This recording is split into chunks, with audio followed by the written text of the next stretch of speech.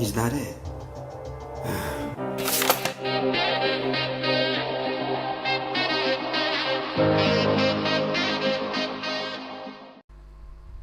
Hi and welcome to Xtronical. Today we're going to look at one of these little DHT11 humidity sensors. I'll bring it up onto screen now. So I bought this I think around 2 years ago or so, maybe 1 to 2 years ago. I was just going through my parts box and came across it. Wasn't entirely sure what it was. I couldn't remember what it was. I got my magnifying glass out and had a quick look across at some of the writing, which I found impossible to read without a magnifying glass, and found it had on it DHT11. A quick look upon the internet revealed that that was a humidity and temperature sensor. So built into this are a humidity and temperature sensor. Turning it over, you see what I think is the humidity sensor. It certainly makes sense to be that to me. Looks like this would be a surface that would be sensitive to some sort of moisture in some sort of way, and can detect how much we know the humidity of the atmosphere on that day. It takes 3 connections. There is a plus and a negative and this signal. So very simple to connect up. Let's turn that back over. Positive going to the positive. Oops, sorry, I just knocked the camera. Positive going to the positive, a negative to the ground, and the signal I actually sent off down to pin 7. Doesn't matter which digital pin you send it to. You alter the code to whichever digital pin you're using. I've just chose 7 fairly randomly. So yeah, so we're going to have a look at this. We'll go back and we'll see if we can get the code going for it, and see what we need. Okay, so coming to Google, the first thing I did when I was looking at this was to type in DHT11 Arduino. We'll go for Adafruit as well because they're using some of the better drivers. That looks like possibly the one that I've used. Oh, sorry, that's not even. I want to go on to GitHub is where I want to find the library for it. So this is looking like it.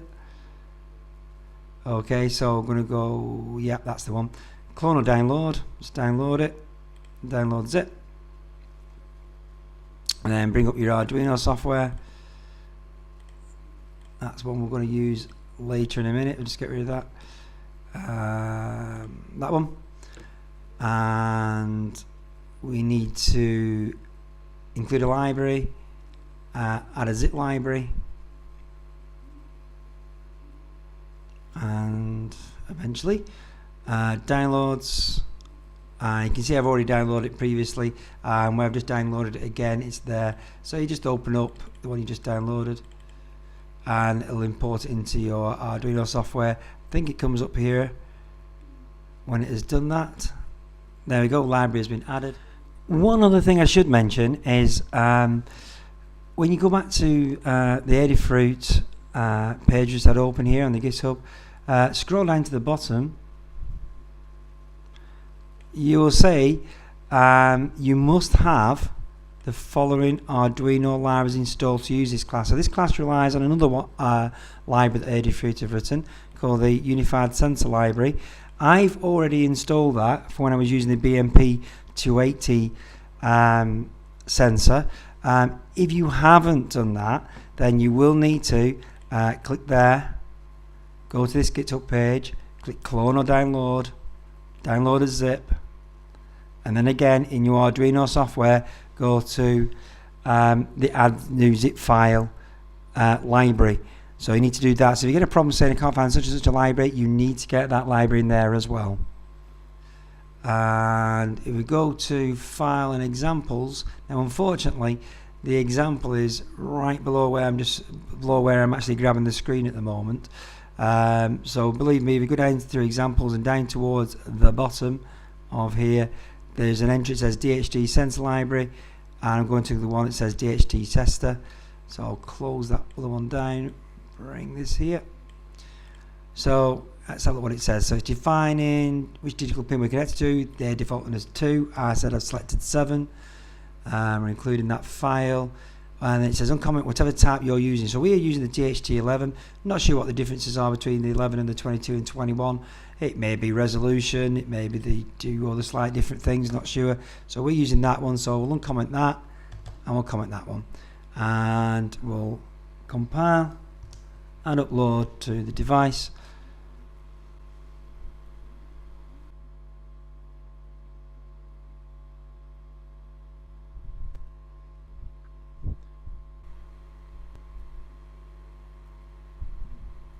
Okay, think we're going for uploading.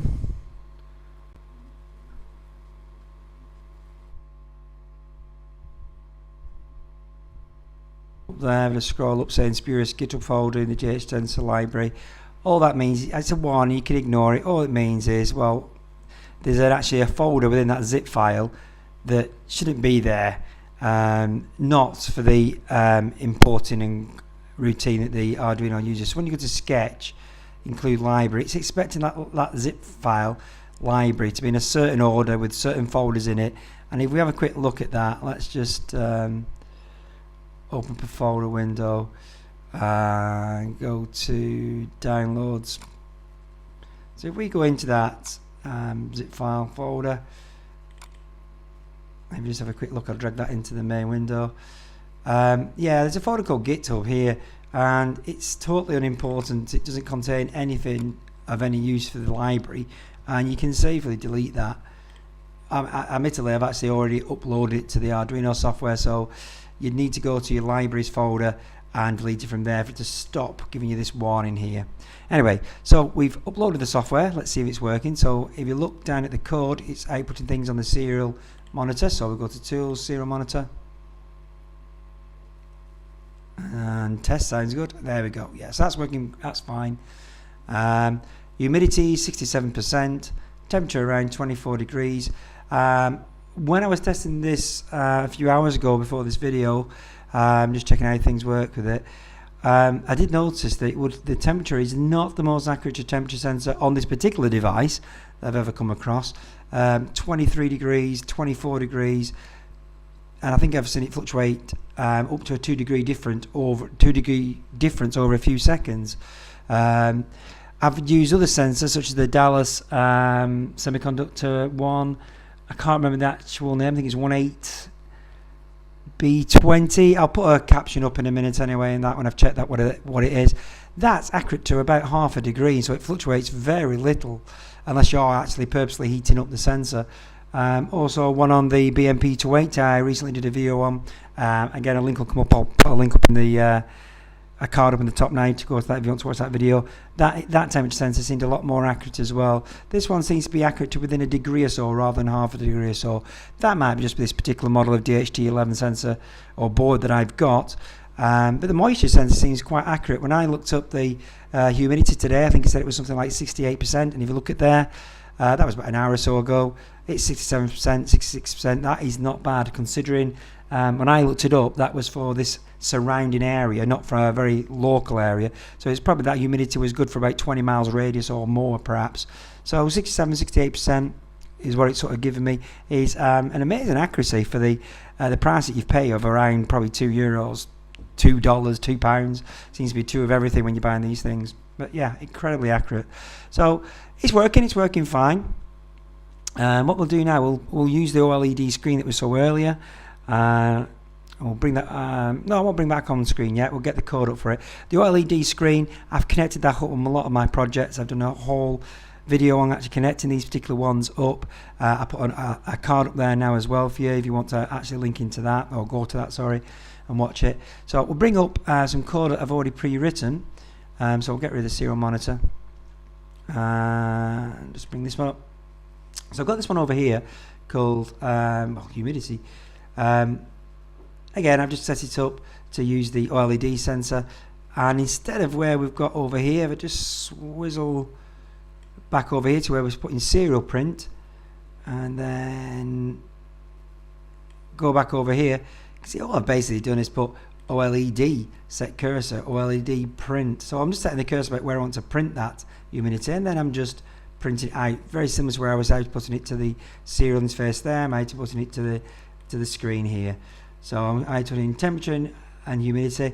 I'm just outputting in Celsius, not Fahrenheit. So if you prefer Fahrenheit as your reading, you just need to obviously change that to the Fahrenheit reading that we have, which would be, if you look over here, it was this F reading here that we took from getting it there for computing heat index. So let's have a look at that. We'll upload that.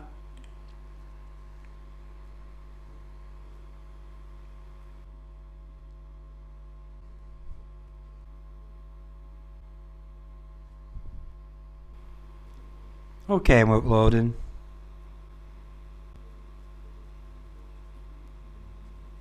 And we should hopefully see temperature and humidity on the screen any second now. Oh, I thought it wasn't working. That's just some random. The memory of the Arduino, which was a screen mirror, was filled with random stuff. And then the program kicked in and cleared the screen and displayed it. Yeah, so I've got a humidity of 67% and a temperature of 23 Celsius. What I'll try and do is I'll put my finger on the humidity. Oh, that is, it's changing there, 68%. I'm going to say I could put my finger on the humidity sensor, which would probably certainly affecting the temperature, is it? No, it's not affecting the temperature. I will try and breathe on the humidity sensor, presuming that the moisture in my breath would actually increase humidity if I do it relatively near to it. So I've brought it away, that's it. I'm just dragging it, putting it to my breath and see whether that affects the results somewhat. So I'm sort of like going onto the sensor.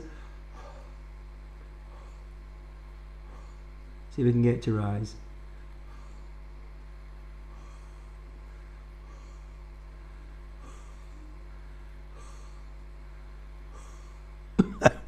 And I'm getting out of breath. But yeah, we've raised it up about 3%. The local moisture content of my breath there, yes, kind of. I've obviously got very moist breath. It's rising there. But I've stopped breathing on it now, so hopefully that'll come down again in a minute. But yeah, so I've been breathing on the sensor with my breath being quite moist as you breathe out. Every breath you take and breathe out has moisture in it. Because of your reactions in your cells. So you breathe out carbon dioxide and you breathe out water vapor as well, and it's still rising, maybe dipping down a bit. But yeah, so that's that sensor. Maybe in combination with other sensors I've mentioned, a little weather station would be a great little results there. Breathing on that sensor seems to have really upset it for a while. It seems to be hanging out at a high level. Temperature is also dramatically increased. Okay, so like and subscribe, and I'll see you next time. Bye.